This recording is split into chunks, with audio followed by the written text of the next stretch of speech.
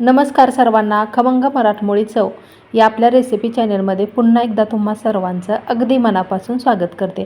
कोणत्याही प्रकारची पूर्वतयारी न करता अगदी झटपट आणि खायला खूपच चविष्ट लागणारा नाश्ता आज बनवलेला आहे आणि त्यामध्ये 2 पौष्टिक चटण्यासुद्धा बनवलेत. तर ही रेसिपीसुद्धा तुमच्याबरोबर शेअर करणारच आहे. व्हिडिओ अजिबात स्किप करू नका, संपूर्ण पहा.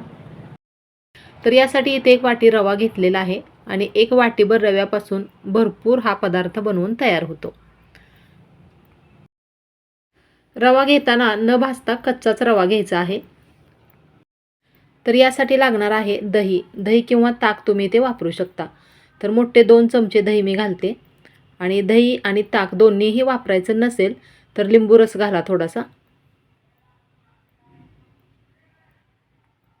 व्यवस्थित चांगलं हे मिक्स करून घ्यायचे.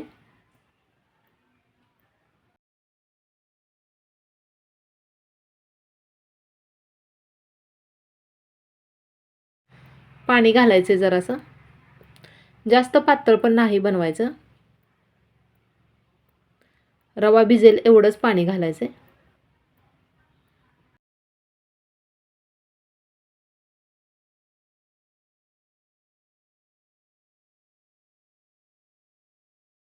तर हे 5 मिनिटासाठी असंच साईडला ठेवायचं, यावरती झाकण ठेवून.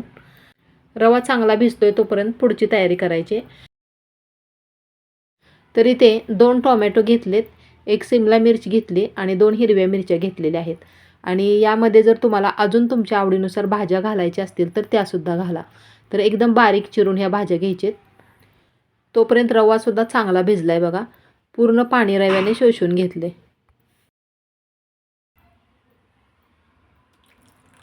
खूपच घट्ट झाल्यासारखं वाटतंय, त्यामुळे अगदी थोडंसं पाणी घातलं.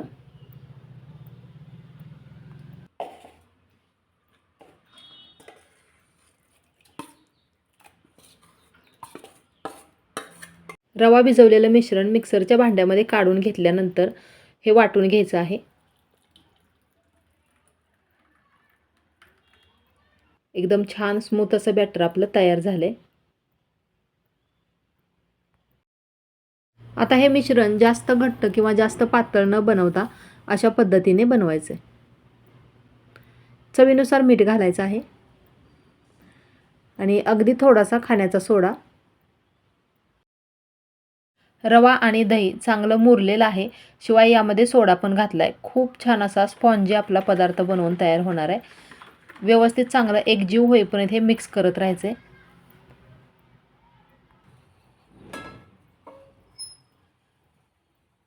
पॅन गरम करण्यासाठी ठेवला आहे आणि गरम पॅन झाला की गॅसची फ्लेम कमी ठेवायची. उत्तप्पा चांगला भाजावा, त्याच्या कडा कुरकुरीत व्हाव्या यासाठी सुरुवातीला तेल जरासं जास्तच घेतले. यामध्ये पीठ घालण्या अगोदर असं पुन्हा एकदा व्यवस्थित चांगलं मिक्स करून घ्यायचे.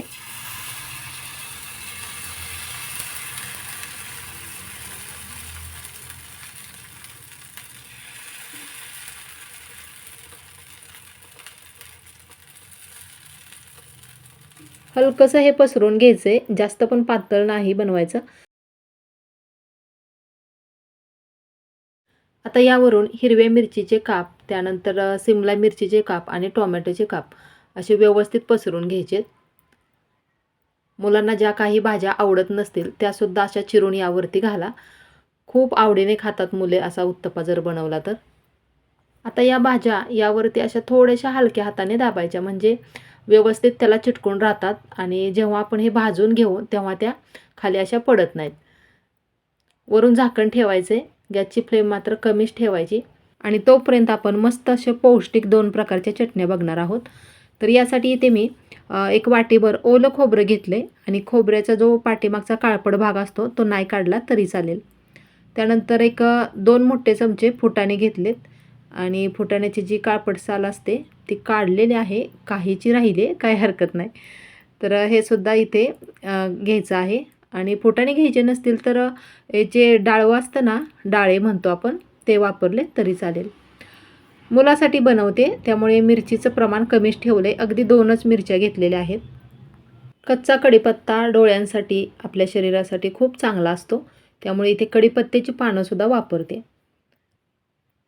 असं तर कच्चा कढीपत्ता खायला मुलं नकोच म्हणतात, त्यामुळे अशा पद्धतीने चटणीमध्ये वगैरे त्याचा वापर करायचा.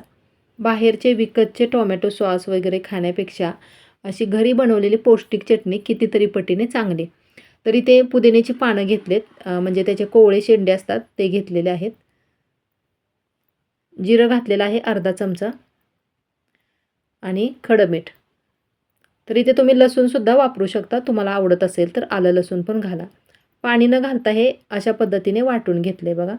मिक्सर चालू बंद करत वाटलं ना की बारीक वाटलं जातं. वरून मस्त अशी जिरी मोहरीची फोडणी द्यायची आणि नाही दिली तरीही चटणी खूप टेस्टी लागते. तर ही झाली सुकी चटणी. तुम्हाला ओलसर चटणीसुद्धा बनवून दाखवणार आहे, तर पुढे व्हिडिओमध्ये पाहिलंच तुम्ही.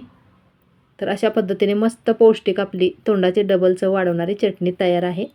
आणि आता इकडे आपण उत्तप्याकडे वळूया. 1-2 मिनटानंतर झाकण काढल्यानंतर बघा छान अशी वाफ आली आणि उत्तपा किती फुगून असा मस्त झालेला आहे. जवळून दाखवते जरा. पलटी करून दुसऱ्या बाजूने भाजून घ्यायचं आहे. आणि आता बघा इथे तेलाचा वापर नाही केला मी. सुरुवातीलाच जरासं तेल घ्यावं लागतं.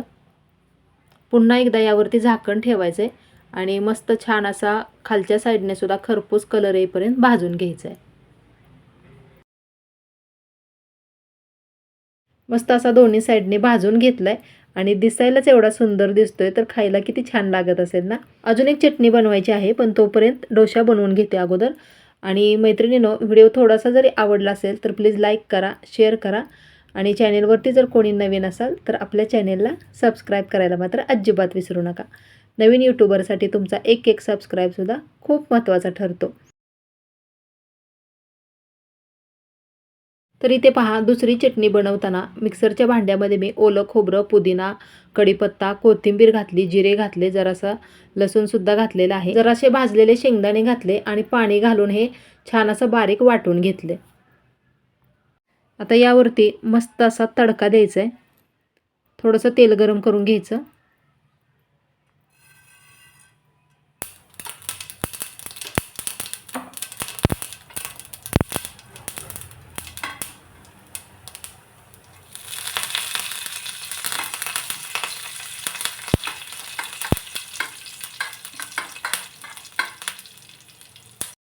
तेल तापलं की त्यामध्ये मोहरी घातली.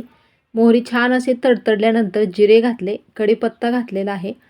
आता गॅस मी बंद करते आणि गॅस बंद करून थोडंसं हिंग घालायचं आहे आणि असा गरम गरम तडका बनवलेल्या चटणीवरती घालायचा.